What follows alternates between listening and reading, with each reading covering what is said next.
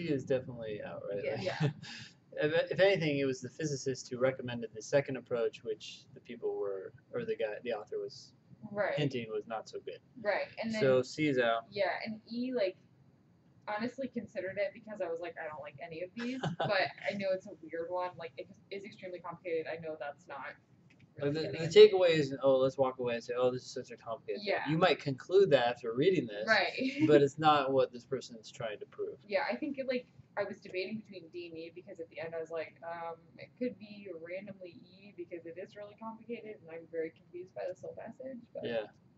I know that's like not a good answer. Okay, so we got rid of C and E, and so part of the problem here, B and D are different answers, but they're pretty similar. Yeah. They are different because saying it has yet to be determined is a factual thing, where it's still subject to debate is something where you could say, hey, I think it's been determined, but people are still debating it. Yeah. But they kind of say the same thing. If you take a look at A, right, must include two particular elements. That's not what would have necessarily jumped out in my mind. Mm-hmm. But at the very end of the passage, it does kind of take a turn. Okay. On line 45, we have scientists, what they like to think, right? Mm-hmm. And then, this is like what we see in logical reasoning all the time. However, questions about appearance of images can be properly answered only if we consider both what mirrors do and what happens when we look into the mirrors. So if we remove the observer, blah, blah, blah, this is more evidence for that sort of conclusion. That's that common thing that is like, here's what other people think, but this is what I think. Yeah. It's a very narrow part of the passage to latch onto, but I think it's ultimately why this second approach is inadequate. Uh-huh. And so if we walk away from the passage and say the main point is the second approach is not so good, this seems to be the reason why. Uh-huh. But they didn't give us that answer. They kind of, this is a weird main point question, right? They started the sentence for us. Yeah. This is the closest. This would be like, in my mind, the intermediate conclusion.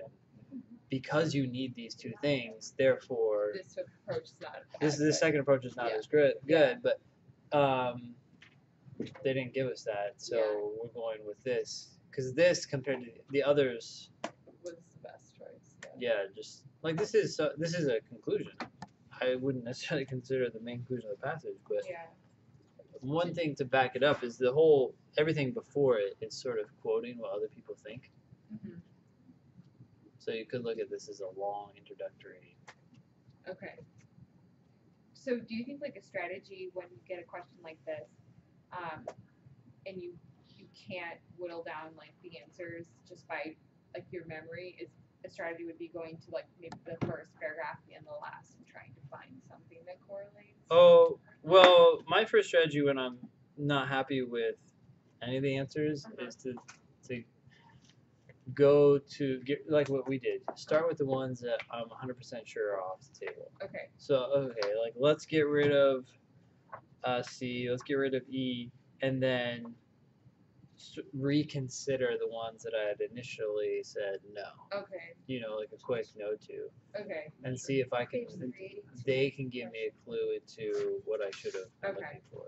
So if you're like unsatisfied with 3 answers, maybe like try to prove each one right. Because like for the 2-element one, I would have to like convince myself that was right. Yeah. And so that's I don't know why I gravitated towards the end there. I think partly because I did feel like there was a change in tone here, in the sense that most of the passage the author is just quoting, other people. Yeah. But partly it's the question or the answer choice itself. Like I remembered, they talked about 2 things somewhere around here. Yeah. Could that be, a potential answer choice? Oh yeah, that kind of makes sense actually. Again, it's not the answer that I would just come up with in my mind. Yeah. But and then do the same thing for B and D. The problem with B and D is, well, partly is their similarity, but also just